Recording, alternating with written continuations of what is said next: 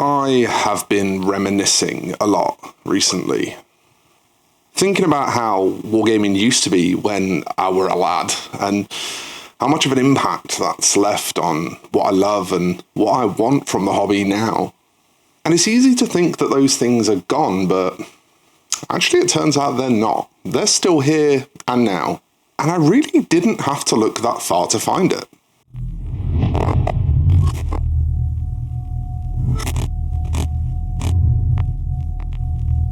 So this right here is the new Soviet infantry box from Bolt Action, and beside it, the new Army's book for the Soviet Union. Now look, first thing I want to say, you might think you don't care about World War II wargaming, and fair enough. I mean, until really quite recently, there was a time when I would have said exactly the same thing. I just don't care about it. But I'm going to ask you to stick with this one, because there's some things you might learn today that are kind of mind-blowing. At least they were for me. Anyway, right, back to this book. So in the book, Warlord Games tell you all about the absolute hodgepodge of myriad different forces that the Soviet Union fielded during World War II. And when you look through them, it can be easy to think that it's going to be a straight-up nightmare trying to cobble together elements of all these different forces. Let's be honest, when we buy a box of plastic miniatures these days, we expect it to probably be about 10 figures, maybe 20, and we expect them to be mostly monopose with pretty limited options. There might be some scant few alternate weapons here and there, maybe a second set of heads, but all in all, plastic kits are kind of restrictive these days. Now back when... Actually, hang on. Let's do this with that black and white filter again. Now back when I were a lad, we played with pretty much two kinds of miniatures, plastics and metals. And well, the metals were generally monopose, mostly single piece, maybe two pieces. But the whole reason that plastic kits existed in the first place was to provide all the options and greeblies and the posability and all of those things that are so much harder to achieve in metal. It was expensive, and still is, to tool up for making plastic, so manufacturers were incentivized to add as much to the sprues as possible to maximize the value proposition and ensure that they made money back on their big investment. Times have kind of changed though, haven't they? At least I imagine for most of you watching this, that's probably not how you would describe the average plastic kit these days, but not Bolt Action. Because with just a few copies of these sprues, you can make, and I shit you not, you can make almost every single officer, weapons team, and unit type for the main infantry bulk of the Soviet army, which just seems kind of wild. And that includes, like, most of their options as well. Look, if you don't believe me, watch this. I prepared a little reel for you. So, from this one kit, a Red Army officer with a little pooch, an NKVD political officer,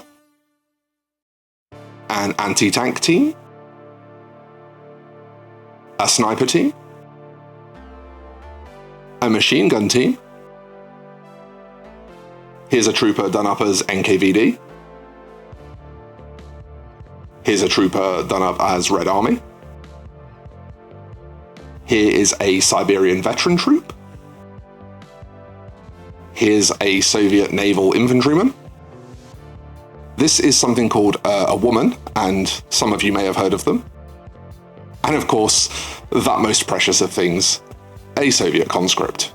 Now, in all fairness, the little flight hat things that the Soviet airborne wore, there's no heads for those in this kit, and you could gripe at that, but like, well, the Soviet airborne, the parachute troopers, they didn't actually play much of a role in the Second World War. They were used really very limited, and then they were just folded into the infantry, at which point they would have been issued infantryman's kit. So as missions go, I think it's very forgivable. The bigger one that is absent, and again, you can't really criticize, but it's partisans. Partisans are probably going to be something very popular. A lot of people are going to want to build partisan forces, but you just you can't really do it out of the same sprues as soldiers. Like, most of the partisans weren't uniformed. Like, they'd sometimes have a military officer leading them, for example, but the majority of them weren't uniformed. Their equipment was 50% captured, 50% supplied. In fact, that's probably not even the right percentages, but you know, there was a mix of both. It's probably just not possible to add those extra bodies and stuff to a sprue that's already very generous. So again, you know, kind of forgivable. But all in all, like, the content you actually get is kind of ridiculous. And I think it somewhat speaks to the greater reason why I've fallen so in love with bolt action in particular as a millennial wargamer, you know, an aging wargamer, because it feels like games did when I was a kid. Now, I don't want to get too soppy, so I won't chase that rabbit hole any further, but the other thing that's really cool is actually the painting opportunities, and they're really surprising and kind of amazing. The thing is, with the simplicity of the models and how straightforward military color schemes generally are, I'm finding that I can just absolutely pound through armies again, which again is, you know, something that I haven't really been able to do since I was a kid. So what I actually want to do with this video now is I want to show you some really easy schemes for Soviet troops. You've seen the variety of troops we can make. Now let's have a look at some of them with some color on. So first up, I want to look at Red Army, and Osprey provide this lovely illustration of an anti-tank gunner in the Soviet Army's book. I happen to have built one of those up, so that seems like a perfect troop to have a crack at. I'm going to begin proceedings with these three paints, all from AK Interactive, that being British uniform, green brown, and ochre khaki. For that British uniform, first of all, that's going down actually just as a full base coat over the whole model. You could do this with a brush or an airbrush. You might even be able to find a rattle can of a pretty similar color. After that's dry, I'm going to do a real heavy dry brush with green brown, and that's going to kind of set the overall tone of the uniform. It's not really there for highlighting as such, but then I will obviously finish up my establishing work with a light dry brush of ochre khaki. Now I'm going to pull in this speed paint or quick gen paint from AK Next, Desert Sand. I'm going to thin it a little, and sometimes you might want to darken it a little as well by just touching a bit of brown to it. And then just kind of use it to embolden the recesses a little. The leather belt, the boots, the straps, that kind of thing. Again, I'm going to hit that with a quick gen speed paint, dark leather this time, and it's a really, really handy paint for stuff like this, because as you can see, even over like this ochre base coat, it still gives a really nice leathery look. So weapons these days, I don't tend to paint with metallics anymore. Let me show you. First of all, just a coat of black all over. And then following on from that, paint in the wooden parts with just a nice dark brown. I think I'm using russet shadow here.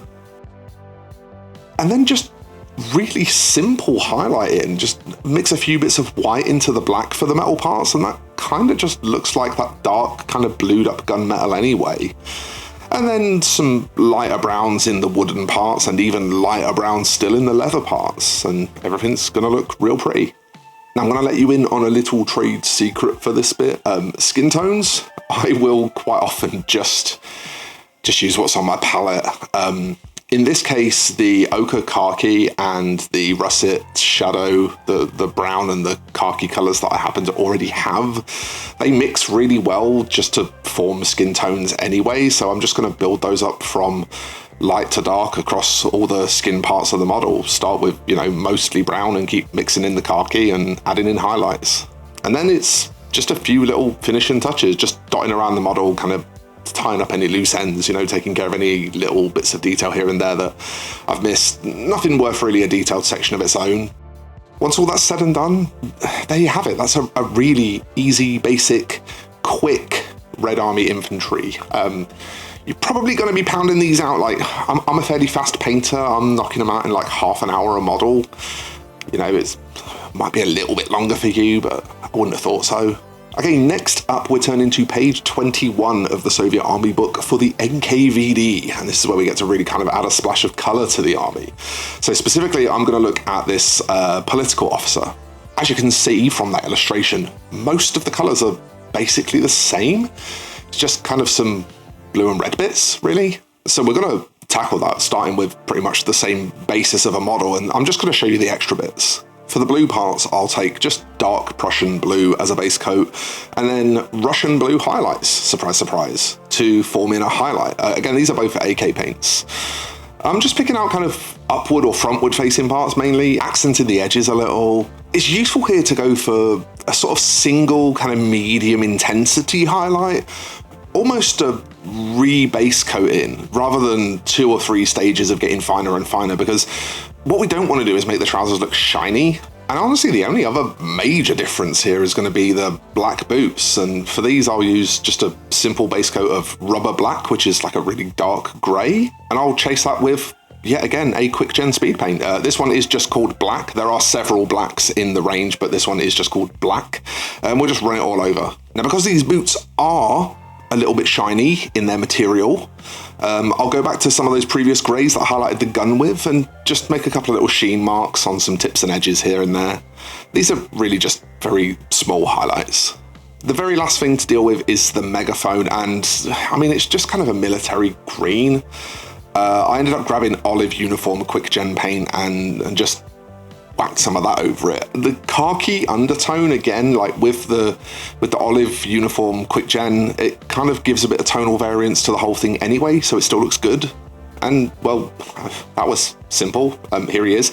You'll notice I didn't show you the reds. It's literally just like a dark red and then a light red. I didn't see the point in showing you how to paint a dark red and then a light red on such small parts of the miniature. Okay, now for the next one, we're looking at the naval infantry, and actually this image of a sniper from page 23, this might actually be my favorite image in the whole book. I really love this uniform. And you might be able to guess here, but we've already covered the vast majority of these techniques, so this is going to be really, really easy. Stepping back to the boots from the previous NKVD model, we're going to paint literally the entire miniature in rubber black, and then we're going to follow it with the quick gen black just over pretty much the entire uniform. I'll miss the cape because there's no point, it's going to get painted a different color anyway. Now, one difference here to those boots is that for most of the uniform, we're not highlighting up to really shiny this time, so we're going to stop at like mid-grey, and we're not going to do much of that pinpointy stuff, kind of a similar handling to how we dealt with the NKVD trousers. And then the other big difference with this miniature in general is he's wearing a sniper cape, and the Navy infantry had these kind of white coloured sniper capes, so I'm going to take rock grey just because it's got a bit of a nice tone to it, a bit of a greeny grey to it. I'm going to block that in all over first of all. Then I'm going to blast the whole cape out with a pretty heavy going over of white shadow quick gen speed paint. Just gets all those folds and creases dealt with. I'm not going to let it pull like too egregiously, but it's a pretty heavy going over. Once that's dry, I'll do a couple of re-highlights just with the base color, and that's really just to, you know, make some raised areas pop a bit. And then to finish the cape off, I love just grabbing like a really dark brown, almost black. You usually end up having to mix it, and just kind of really thinning it back and dotting it around the base of the cape just to make it look a bit muddy, a bit worn, a bit, you know, like crap's been kicked up at it over time. Now, one last thing, a little bit of fun here. We do need to do actually a really quick bit of very fast and simplified non-metallic gold. Don't be scared, because the areas are so small where you're going to paint this that you're literally going to like paint it brown, highlight it yellow, and then put some dots of near white here and there to make it look shiny. It's really not technical. Like, it is NMM in the strictest sense, but it's really not. And with that all done, that's your Soviet naval troops. So again, another really straightforward one.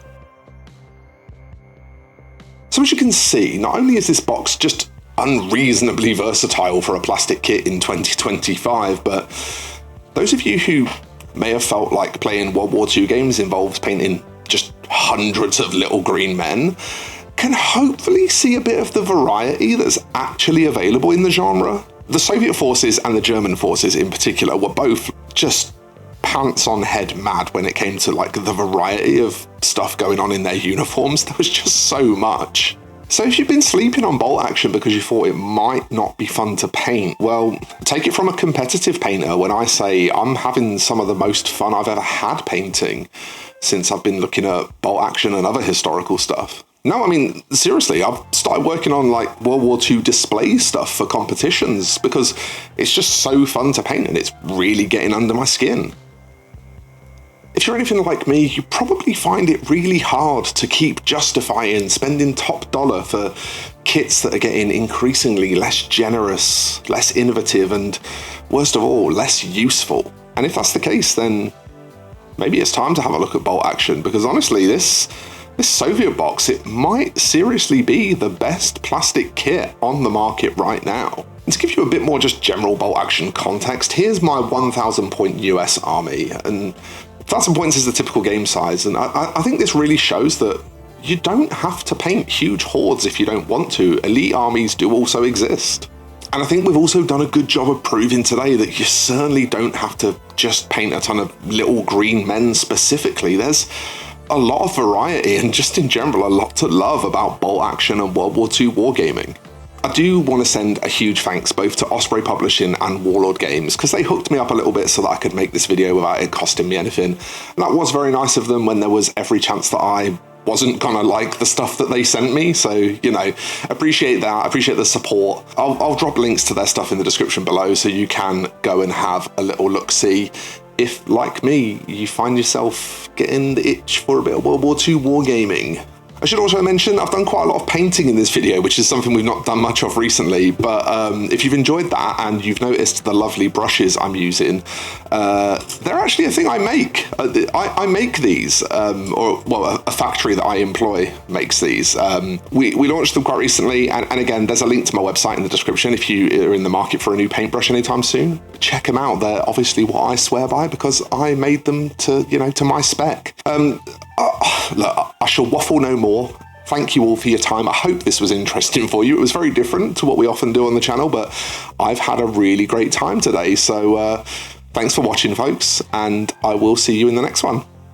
Bye for now.